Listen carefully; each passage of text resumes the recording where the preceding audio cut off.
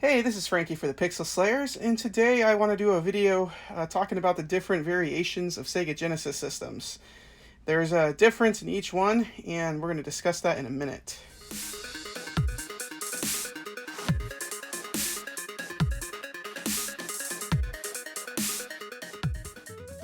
Here we have 4 different variations of the Sega Genesis video game system, the original releases that is. You might be saying to yourself, these two, aren't these the same? Well, almost, but not quite. We have the Sega Genesis Model 1s, although the very first model will say high definition graphics on the very top. Right there says high definition graphics. And then the second version does not say that, and there's more differences too, I'll discuss in a minute. Then you have the Genesis 2. Right here, and then you have the very late released Genesis 3, which was actually, even though it's licensed by Sega, actually made by Medusa, but it's actually a pretty solid, good, hefty console, so this is basically qualifies as an official Sega product, even though it wasn't manufactured by them. So yeah, these are the various Genesis systems. A couple things I want to talk about really quick is if you're one of those collectors that wants the very best of the best as far as like original, the way it's meant to be played, get this model. This is the original model, came out in 1989. So if you're out in the wild and you're trying to make sure you get the original release of the Sega Genesis, there's 2 things you need to look for. First, obviously, is look for this model here, but you want to make sure it says high definition graphics on top, and you're going to want to look at the back of the system. You're going to want to make sure it has this extension slot. It's a serial extension port. Almost looks like a game controller port, but it's not. You're going to want to make sure this is back here. And this version has the best audio out of all of them. Believe it or not, people think that this doesn't actually do stereo, but it does. If you plug in headphones, you can do stereo, or you plug in the AV cable to the back here, and you just plug in the yellow, which is the video signal, straight to your TV. Then you're going to plug in AV to 3.5 inch cable, and basically what you're going to do is you're going to plug this into the front headphones, turn the volume all the way up, and then you're going to plug in just these 2 sections, these 2 audio cable inputs to your TV. A lot of these actually don't have the video part, so maybe just go and look for the one without the video if this is going to confuse you. But you're going to hook this up to the front, turn the volume up, and you're going to plug in these babies to your TV, to the audio portion of the input, and then you'll just run your basic yellow only AV cable to your TV. So that's how you obtain stereo sound, and the stereo sound on these first gen systems is basically perfect. It's the way the developers imagine the game sounding, and it's the best version of the audio that you're going to get on any of these systems. Now Model 2, which these are actually easier to find than the Model 1. A lot of people think these are the real Model 1s, but they're not. You'll notice that it doesn't say high definition graphics, and it doesn't have the extension serial port. This basically has a different motherboard inside of it, and has like kind of a degraded audio, some degraded audio because of it. It's a cheaper variation of the original model, and when it got cheaper, the audio got worse. But it can do stereo just like the other one, same method, and you'll get the same stereo sound, but it's not going to sound as good. I still think it's better than the Genesis 2, but it's not that much better, honestly.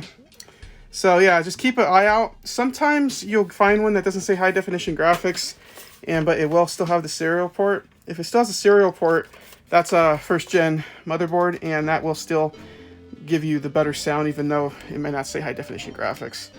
So that's the model version 2 of the Model 1.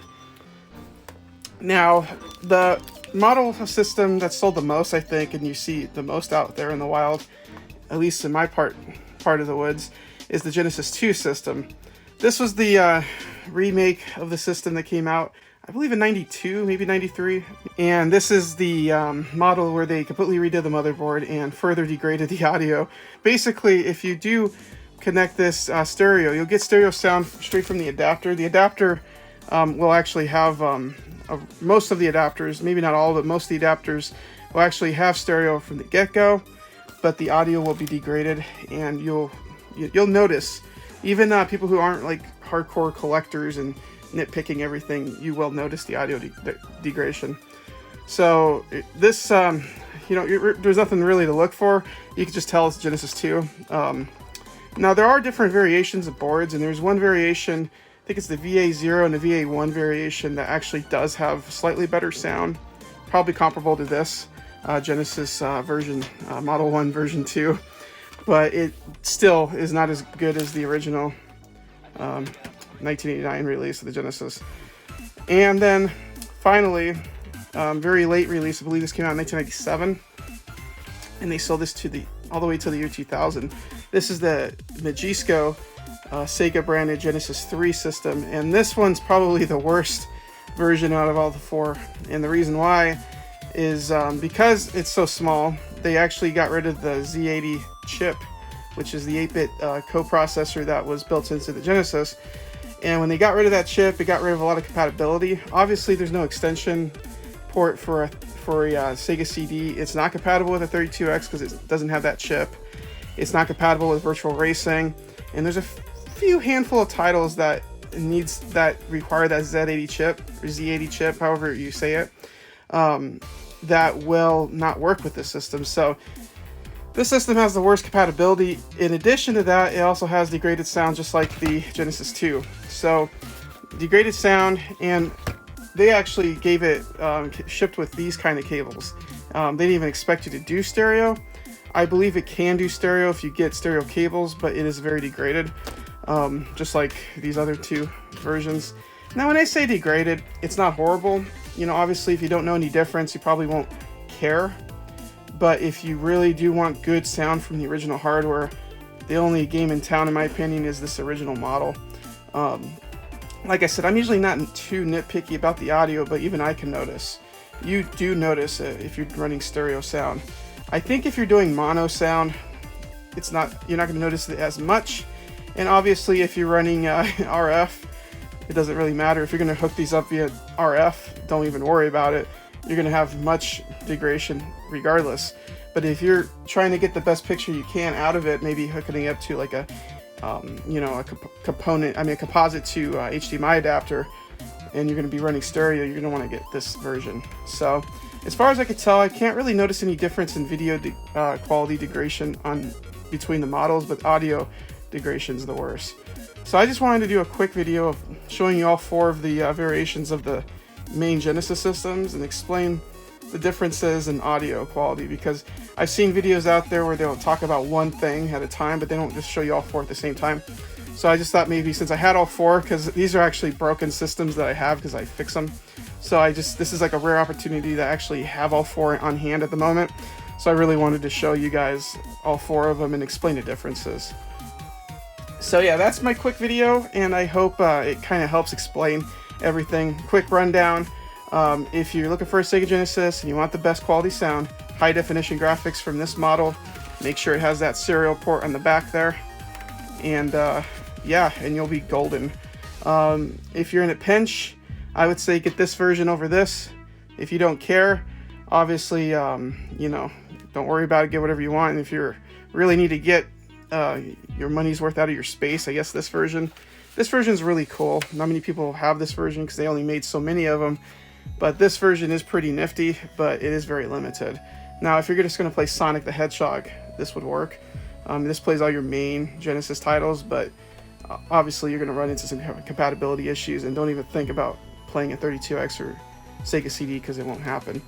So yeah, that's the video. I hope it's insightful and helpful for anybody who is thinking about getting into Sega Genesis and is not satisfied with the mini system. They actually want to have original hardware. And like I said, in this day and age, if you're going original hardware, you're already having to deal with a bunch of roadblocks. You might as well get the best quality version of the original hardware if you're going to deal with the roadblocks. That's just my opinion, but it's kind of a good idea, though, is to get the best hardware you can if you're going to already have to deal with having to upscale and convert your video signal anyways.